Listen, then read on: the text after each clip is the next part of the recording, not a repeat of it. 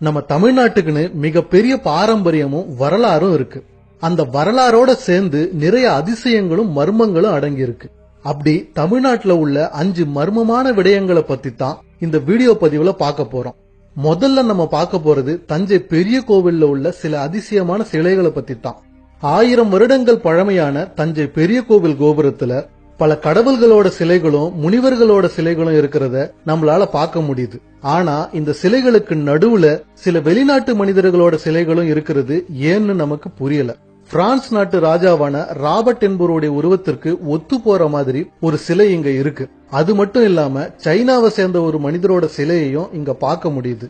1500ஆம் ஆண்டு வரைக்கும் உலக நாடுகளுக்கு இடையே எந்த தொடர்பும் இல்ல அப்படின்னு அறிவியல் ஆராய்ச்சியாளர்கள் சொல்றாங்க. இந்திய மண்ணில் கால் வச்ச முதல் ஐரோப்பியர் வாஸ்கோடகாமா தான் அப்படின்னு வரலாறு சொல்லுது. ஆனா வாஸ்கோடகாமா இங்க வர்றதுக்கு 500 ஆண்டுகளுக்கு முன்னாடியே இந்த கோவிலை கட்டி முடிச்சிட்டாங்க அப்படிங்கிறது தான் உண்மை. அப்படின்னா வாஸ்கோடகாமா இந்தியாவை கண்டுபிடிக்கிறதுக்கு முன்னாடியே ராஜராஜ சோழர் மற்ற நாடுகளோடலாம் தொடர்புல இருந்திருப்பாரோ அப்படின்னு சிந்திக்க தோணுது. சரி, அப்படி இருந்திருந்தா அவங்களுக்கு இடையே வர்த்தக ரீதியா எந்த மாதிரியான உறவு இருந்திருக்கும், அவங்க எல்லாம் எப்படி சந்திச்சுக்கிட்டாங்க, எந்த மொழியில அவங்க தங்களோட கருத்தை பரிமாறிக்கிட்டாங்க அப்படிங்கறதெல்லாம் இன்னும் மர்மமா தான் இருக்கு. அடுத்து நம்ம பார்க்க போறது மகாபலிபுரத்துல இருக்க வான் இறைக்கல்ல பத்தி தான். இத கிருஷ்ணன் வெண்ணெய் உருண்டை அப்படின்னும் பீமன் பாறை அப்படின்னு சொல்றாங்க. 20 அடி உயரமும் 5 மீட்டர் அகலமும் கொண்ட இந்த கல்லோட எடை 250 டன்.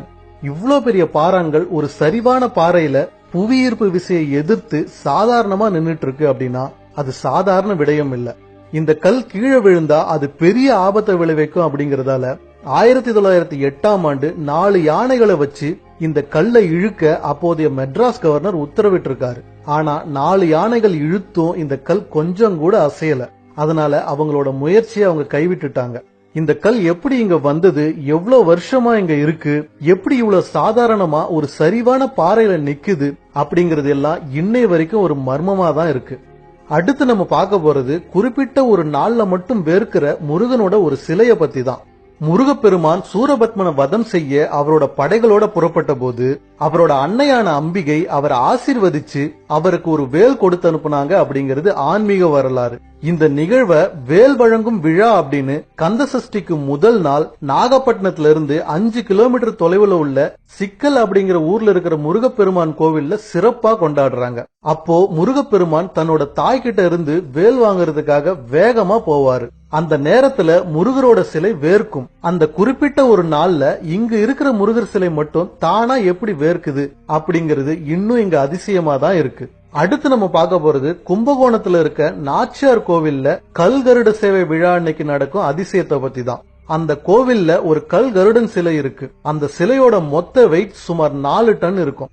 மார்கழி மற்றும் பங்குனி மாதங்கள்ல இங்க கருட சேவை விழா நடைபெறும். அப்போ இங்க இருக்க கருட சிலைய தூக்கி வலம் வருவாங்க. அப்படி வலம் வரும்போது இந்த சிலையோட வெயிட் தானா அதிகரிச்சுக்கிட்டே போகும். 4 டன் எடையுள்ள இந்த சிலைய சன்னதியிலிருந்து வெறும் 4 பேர் தூக்குவாங்க. பிறகு பிரகாரத்தை சுத்தி வரும்போது வெயிட் அதிகரிக்கும். அதனால 8 பேர் தூக்குவாங்க. கொஞ்சம் தூரத்துக்கு அப்புறம் 8 16 ஆகும். சிலை வெளியே வரும்போது 32 பேர் தூக்குவாங்க. வெளியே வந்ததும் 64 பேர் தூக்குவாங்க. இப்படி தூரம் கடக்க கடக்க சிலையோட வெயிட் தானா அதிகரிச்சுக்கிட்டே போற அதிசயம் இந்த கோவில்ல நடக்குது. அதே பெருமாள் சிலை சன்னதிக்கு திரும்ப வரும்போது அந்த சிலையோட வெயிட் எந்த ரேஞ்சில அதிகரிச்சதோ அதே ரேஞ்சில கொஞ்சம் கொஞ்சமா குறைஞ்சுகிட்டே வரும். கடைசியா சிலைய சன்னதியில திரும்ப வைக்கும் போது 4 பேர் தூக்குற அளவுக்கு தான் வெயிட் இருக்கும். அது இந்த கோவிலோட மிகப்பெரிய அதிசயம். இந்த அதிசயம் எப்படி நிகழுது அப்படிங்கிறது இன்னும் புரியாத புதிராதான் இருக்கு. அடுத்து நம்ம பார்க்க போறது ராமசேது பாலத்தை பத்தின ஒரு அதிசயம் தான். அகழ்வாராய்ச்சியாளர்கள் என்ன சொல்றாங்க அப்படின்னா இந்த பாலம் கட்டி முடிக்கப்பட்டு ஏறத்தாழ 17 லட்சம் ஆண்டுகளுக்கு மேல இருக்கலாம் அப்படிங்கிறாங்க.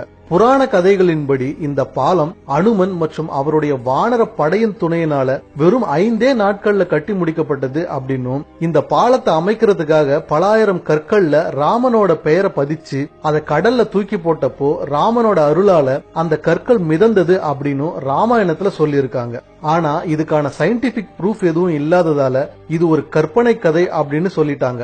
ஆனா இப்ப இங்க நடக்கிற அதிசயம் என்னன்னா ராமாயணத்துல சொல்லி இருக்க மாதிரியே இந்த கடல் பகுதியில நிறைய சின்ன சின்ன பாறாங்கற்கள் மிதந்துட்டு இருக்கு. அங்க இருக்க கற்கள் மட்டும் எப்படி தண்ணியில மிதக்குது அப்படின்னு யாராலையும் சொல்ல முடியல. அது ஒரு புரியாத புதிராவே தான் இன்னும் இருக்கு.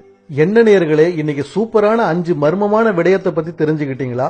இது போன்ற மேலும் சுவாரஸ்யமான விடயங்களை தெரிஞ்சுக்க பயாஸ்கோப் சேனலை சப்ஸ்கிரைப் செய்யுங்க. நன்றி, வணக்கம்.